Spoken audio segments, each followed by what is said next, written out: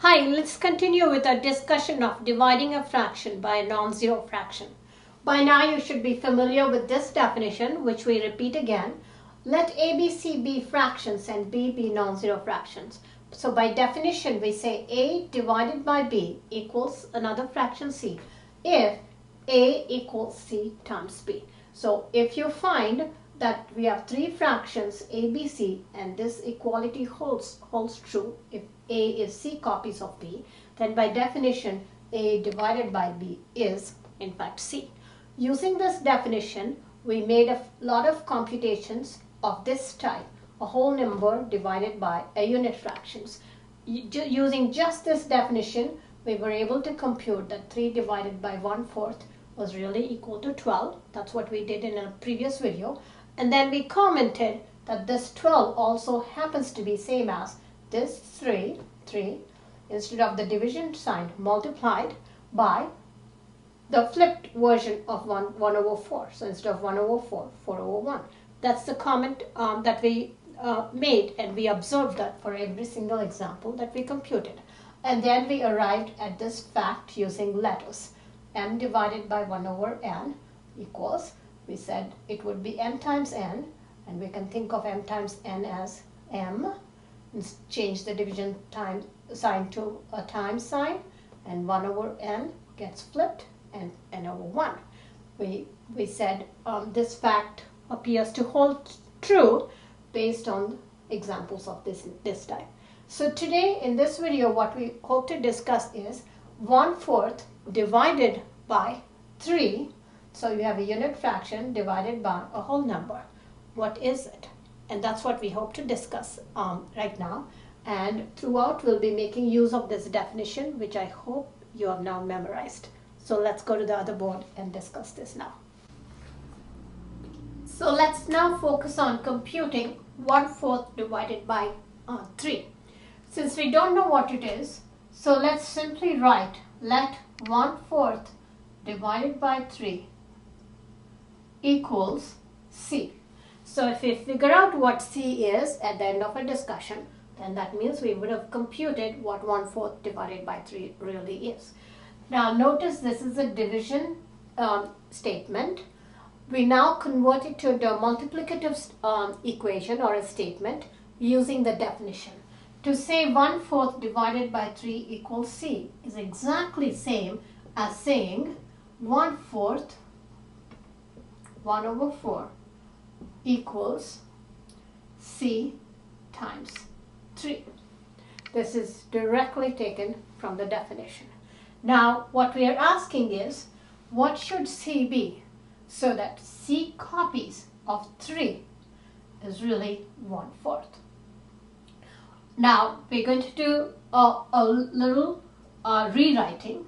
We're going to write 1/4, and as you know, C times 3, C copies of 3 is exactly same as 3 times C, and you'll see in a minute why I'm choosing to write it in this manner. So by the commutative law of multiplication, we know C times 3 is exactly 3 times C. So that's all I did here. So now here what we're asking is, can I now figure out C? 3 copies of what would give me 1/4? What is that C? So we're going to do this in an intuitive and an informal way using the number line. So let's do that now. So I draw the number line. Here's my 0. And I don't know what C is, so I just mark off a tick mark, and I say this number is C. That means this length is C, this point is the number C. Now look at what I do. If I take this distance and mark off that distance again, this point is also a number. Every point on the number line is a number. So this point is a number. Which number is it? Well, if this length is C, then this length would be 2 times C. So that is your 2 times C. We continue on. We mark off the same length again, and we get another point. What is that point? What's the name of that point?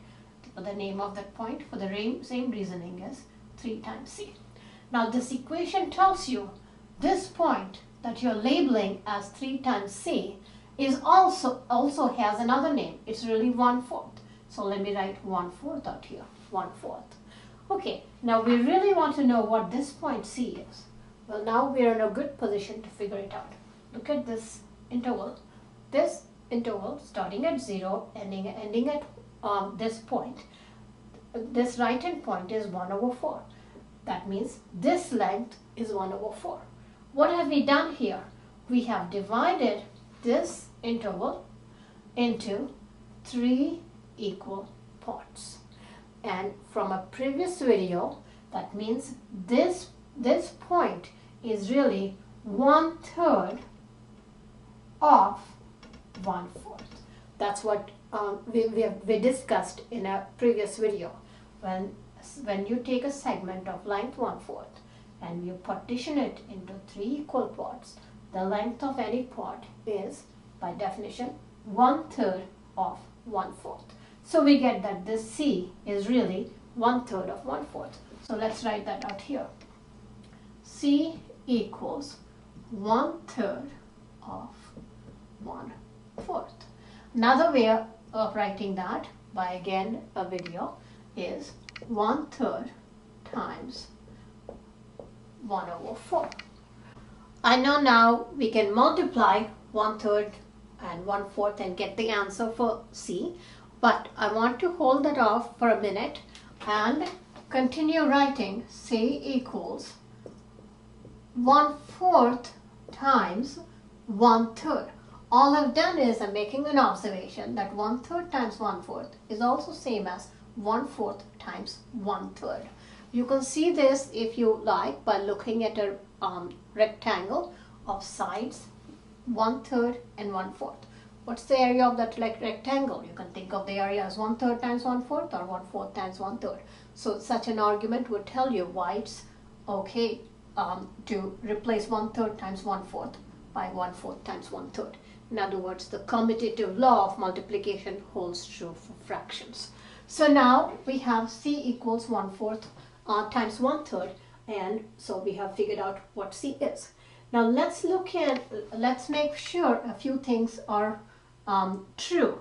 So what we're going to do is we're going to do an observation here. And what's the observation? The observation is we look at 1/4 divided by 3, and we figured out this is really 1/4 times 1/3. So notice that's really same as, so what we figured out from this whole argument is 1/4 divided by 3 is 1/4. We replace the division sign by a times sign.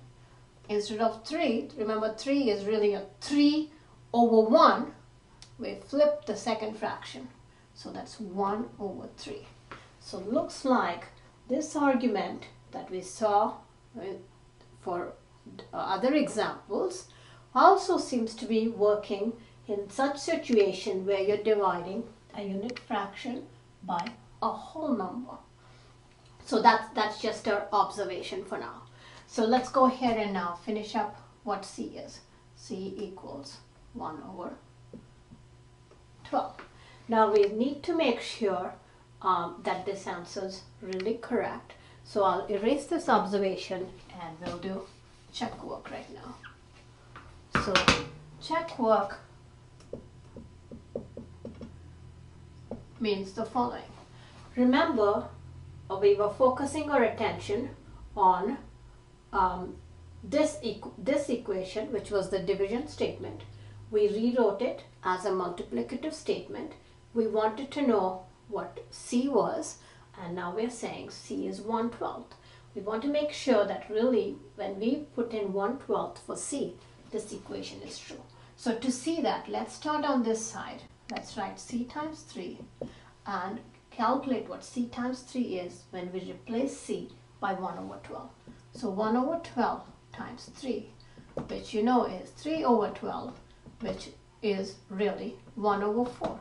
So it all works out, and 1 over 12 satisfies this equation. So we know we have not made any mistakes. So then by definition, what we have figured out is that this is the conclusion.